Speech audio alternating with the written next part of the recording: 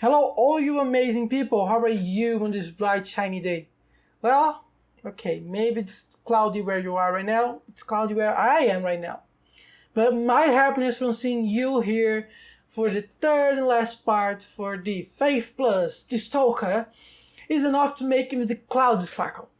Thank you so much for coming again, and don't forget to like the video and share it with someone you think is an Amely like on your life. Also, if you want all the videos from this story with a full-length audio version and the original text of it, just pop on my Ko-Fi, link below, buy me a coffee and send me the receipt through email. You'll also find there my next story, full, which you can buy before it ever comes to the YouTube. So just go check there if you want it. With no further ado, let's go. After getting a bus and walking for 10 to 15 minutes, he got to the mall. And as a narrator in a pandemic moment, I assure you, that was very risky of him. A bus is too small to breathe, and the mall has no airflow, so please, if you're not desperate for finding love, stay home. But Amely, as we know it, was on the heat of the youngs, and he just needed to feel the love. So he went out regardless anything. So he stepped inside the mall and started his routine of going to the shop after shop, just seeing what was there and seeing the people. And the mall itself was not very full of people, to tell the truth. Almost half of the shops were closed. Luckily though, his favorite one, the shop that was all about surfing, was opened, and there he spent a half an hour just mesmerized with all the stomping coolness of the place. He stepped out of the shop like he was stepping out of heaven, to find himself on an almost empty corridor. All he could see was a person all the way down, walking in the opposite way he was, so eventually they would pass by. For me, and for you, it's pretty obvious now what is about to happen. But for Amely, it was like it would be for anyone in his shoes. Nothing notable. So he happily thought of going to the ice cream cart on the upper floor when he was closing in on the other person. And then of course the delicious and freezing chocolate delicacy vanished from his mind as someone pulverized it with a cannonball. After passing by the most beautiful person he ever laid eyes on, he was so shook up, he had to lean against the wall for almost 2 entire minutes for remembering how to walk. Yeah, you're probably thinking it was way too much a reaction for the poor Amely, but all of the pieces came together on his mind. The birthday, the wish, past humiliation, the phone widow, his entire high school, the closed college. All of that made all of the sense in the universe for him after so casually finding someone he knew just from looking he would get along with. So then he forgot how to walk, simple like this. His heart wasn't properly blowing blood through his body until he took the first step again. But he immediately stopped. What would he do? Would he just walk away and hope once again this chance of a lifetime happened? Would he have the courage to get back, basically running, and try to find where did the beautiful person end up in the mall? What if they entered the shop and he passed by unaware, once and for all missed the chance? But what then if he got the chance? What would he say? Hey, I was looking for you. For his luck, but hear me when I say it was absolutely no luck indeed, his phone shook hard from a message on his pocket. He got surprised by it and checked it without thinking much. Well, no surprises here, it was the weirdo again. Just do it already, said the message.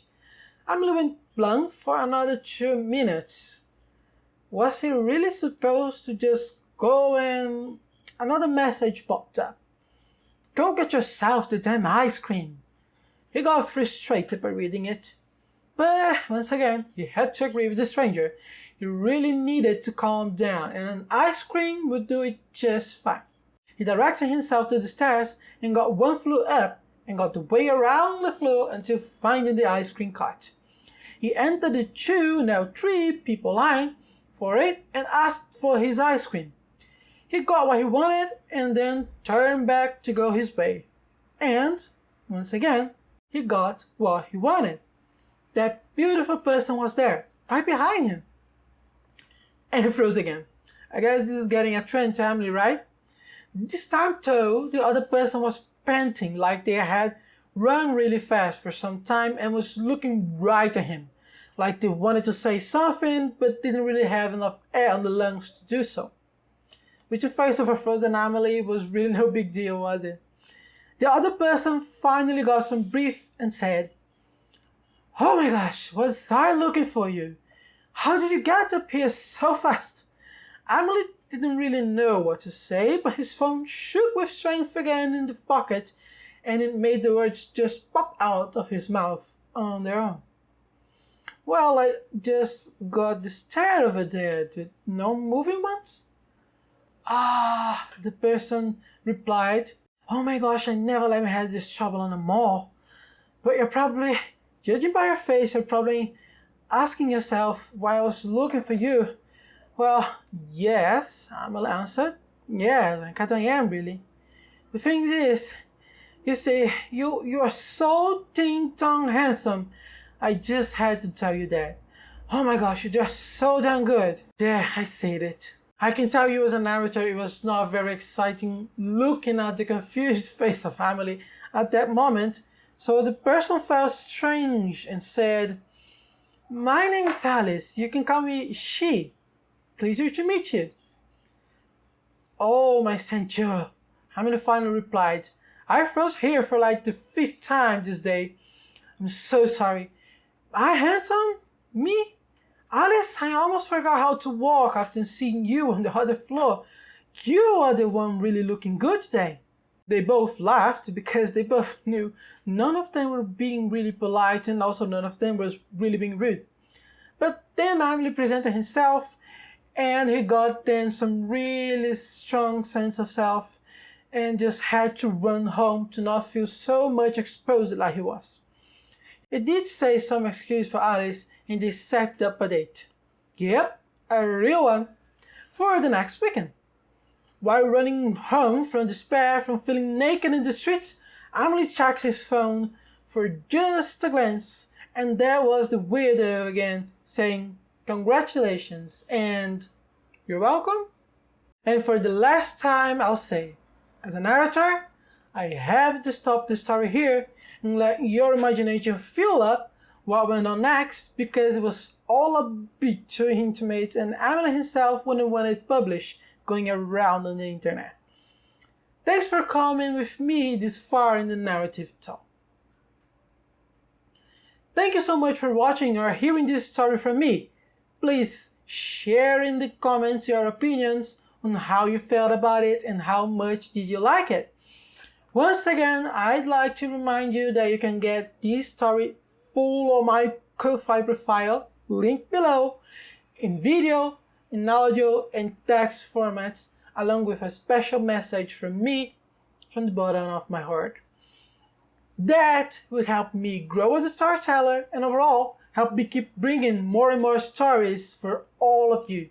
I also already have my next story on my Ko-Fi profile where you'll be able to know everything beforehand and help me grow double deal. Thanks again for being with me until now and I hope to see you again at the next story.